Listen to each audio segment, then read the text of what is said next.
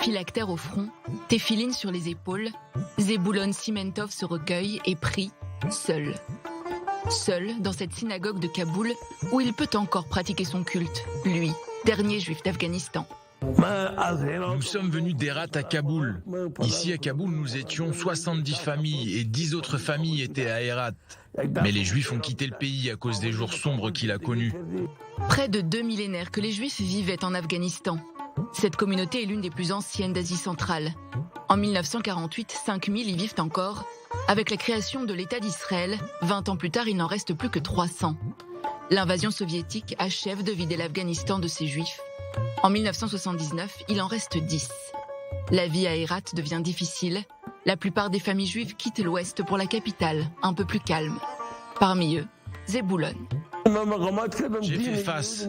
J'ai rendu la religion de Moïse fière ici. Si ce n'était pas pour moi, ils auraient vendu la synagogue il y a déjà 10 ou 20 ans.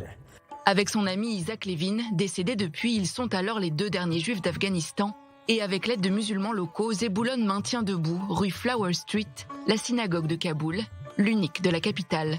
Malgré les épreuves, la guerre civile, le règne brutal des talibans, l'occupation par une coalition étrangère, Zebulon refuse pendant toutes ces décennies de quitter son pays. Avec l'annonce récente par Joe Biden du retrait des troupes américaines, la perspective d'un retour au pouvoir des talibans a finalement raison de son obstination. J'ai résisté parce que je suis un Afghan. Je pensais que les Européens et les Américains remettraient ce pays sur pied et qu'il n'y aurait plus de talibans. Mais ça ne s'est pas passé comme ça. Vêtu d'un chaloir camise, l'ample habit traditionnel afghan, Zebulon Simentov lit les versets de la Torah et se souvient avec nostalgie de la période monarchique et de la présidence de Mohammad Najibullah.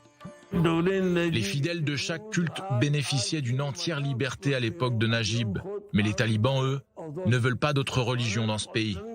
Dans son dialecte hérati, langue officielle de l'Afghanistan avec le dari, Zebulon rappelle la terreur du régime taliban et se dit prêt à plier bagages.